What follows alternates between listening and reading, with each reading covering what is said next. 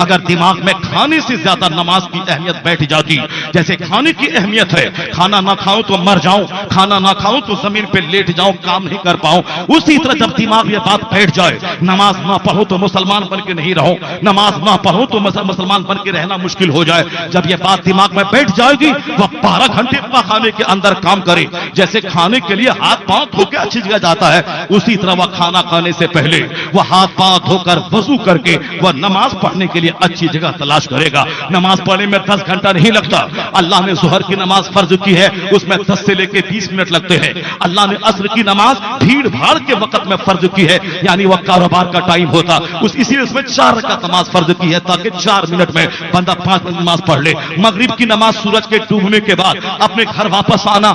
آنے کا ٹائم رہتا ہے، دکان سے لوٹنے کا، کھیت سے لوٹنے کا، بازار سے لوٹنے کا، گھر آنے کا، اس وقت میں بھی مختصر سی نماز 7 رکعت نماز ہے، لیکن عشاء کی نماز تھوڑی طویل نماز ہے، 4 رکعت فرض ہے، 3 رکعت اس میں واجب ہے، 2 رکعت نماز سنت موقدہ ہے، اور پھر اس میں سنت غیر موقدہ بھی ہے، چونکہ وہ آرام کا وقت ہے، وہ رات کا، اس لیے خوب ڈھیر نماز پڑھ لے، اس کے بعد اللہ کا نام لے کے بستر پہ سو جا، شاید کہ دوبارہ اٹھنا نصیب نہ ہو، یہ نماز تیری زندگی کی آخری نماز ہو جائے، اور جب صبح نیند سے بیدار ہو جاؤ، جب جاگ جاؤ تو اللہ کا شکر ادا کرو کہ نیند کی حالت میں تو ہم مر چکے تھے، اللہ نے دوبارہ جیسے ہم کو زندگی عطا کر دی ہو، جس اللہ نے زندگی عطا کی تو سب سے پہلے دکان اور مکان نہیں جانا ہے، جس اللہ نے زندگی دی ہے پہلے اس اللہ کو سجدہ کرنا ہے، اس لیے صبح سویرے مومن مسجد کی طرف جاتا ہے، اور دنیا دار جو سب سے پہلے بزنس اور کاروبار کی طرف جائے وہ پکا دنیا دار ہے، جو نمازیں چھوڑ کر دنیا کی طرف جائے، اللہ سورج میں گرہن لگا دے تو دنیا کیسے دیکھے گا، اللہ ہاتھ پاؤں میں فالج مار دے تو کام کیسے کرے گا،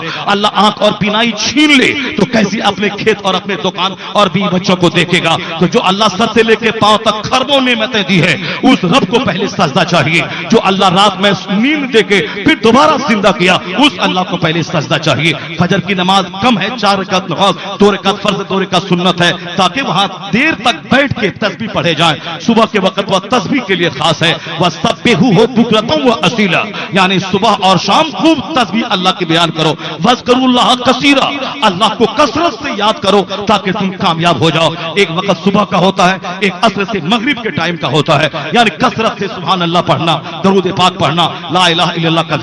ورد کرنا، جیسے حج کے موقع پر وہاں مغرب کی نماز عرفات میں نہیں پڑھنی ہے، مغرب کی نماز جا کے سیدھے مزدلفہ میں ادا کرنی ہے، اور ظہر کی نماز کے ساتھ ہی عصر کی نماز پڑھ لینا ہے، اور اگر اپنا امام نہ ہو تنہا پڑھنا ہے تو ظہر کی نماز کے بعد ذکر، پھر عصر کی نماز اول وقت میں پڑھ لینا ہے۔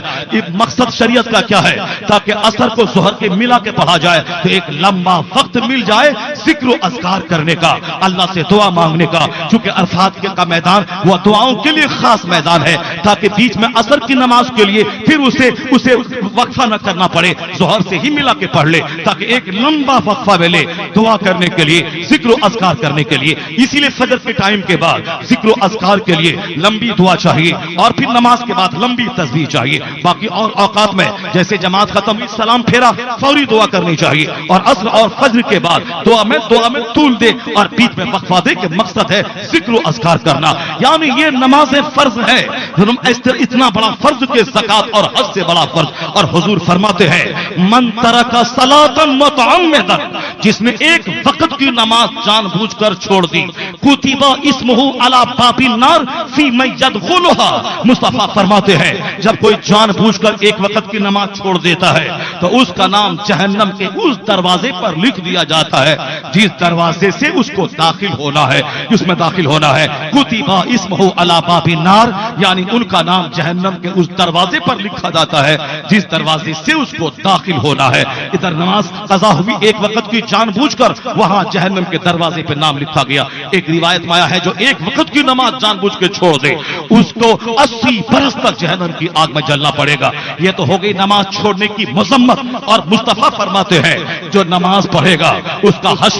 حشر کس کے ساتھ ہوگا؟ جو نماز پڑھے گا اس کے لیے یہی نماز نور ہوگی، یہی نماز برہان ہوگی، یہی نماز دلیل ہوگی، اور یہ نماز اس کے سارے گناہوں کو اسی طرح مٹا دے گی۔ بخاری اور مسلم کی روایت میں آیا ہے آقا فرماتے ہیں किसी के दरवाजे पर एक नहर हो, 5 बार वह गुस्ल करता हो, हर यफ्का मिन दरनिही शऊन, क्या उसके बदन पे मैल कुचैल में से कोई चीज बाकी रह जाएगी? सहाबा कहते ला या रसूल अल्लाह, कैसे मैल बाकी रहेगा जबकि वह 5 बार नहाता हो? हुजूर फरमाते कज़ालिका मसलु सलवातिल खम्स यमहुल्लाहु बिहिन्नल ख़ताया, यही मिसाल नमाज़े पंजगाना की है कि अल्लाह नमाज़े पंजगाना की बरकत से सारे गुनाहों को मिटा देता है। यानी ये नमाज की बरकत है। आका एक बार पतझड़ के मौसम में एक दरख्त के पास खड़े थे, सहाबा आपके इर्द गिर्द जमा थे। बुखारी शरीफ की हदीस में आया है, सहाबा ने वो सरकार ने वो टहनी हिला दी, दरख्त के पत्ते झड़ने लगे। आका फरमाते हैं जिस तरह ये दरख्त के सूखे पत्ते झड़ रहे हैं, उसी तरह जो पाबंदी से नमाज पढ़ता है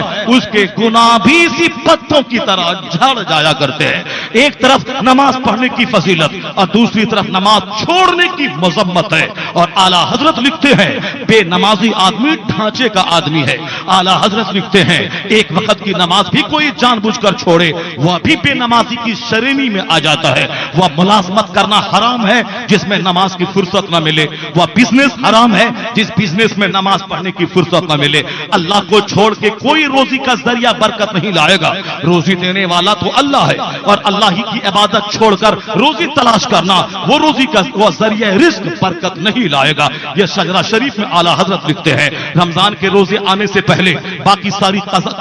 कज़ा रोजे को रख लेना है। आने वाली नमाज से पहले तमाम कज़ा नमाजों को भी अदा करना है। जितनी बकिया नमाज है सबको पढ़ना है। अगर 100 दिन की नमाज कज़ा है तो लगातार 100 दिन तक एक एक नमाज पढ़ते रहें, कज़ा अदा हो जाएगी। 5 साल की नमाज कज़ा है, आप सच्ची तौबा करके रोजाना जोहर से पहले जोहर, असर से पहले एक असर, जिंदगी की जो पहली नमाज कज़ा हुई उसको मैं अदा कर रहा हूं। आला हजरत ने शजरा में यह तरीका बताया है जिसकी नमाजें ज्यादा कज़ा हो जाए उनको अदा करे तो हर नमाज में यही नियत करे मेरी जिंदगी की पहली नमाज जो कज़ा हुई है वो अदा करने की नियत करता हूं। जोहर की 4 रकात अल्लाह अकबर, यानी वो जोहर से पहले 4 पढ़ ले, फजर से पहले 2 पढ़ ले, ईशा से पहले 4 और 3 रकात वित्र पढ़ ले। रोजाना 20 रकात होती है। 1 साल तक पढ़ता रहा तो 1 साल की नमाज कज़ा अदा हो गई। 10 साल पढ़ता रहा 10 साल की नमाज अदा हो गई। 20 साल अल्लाह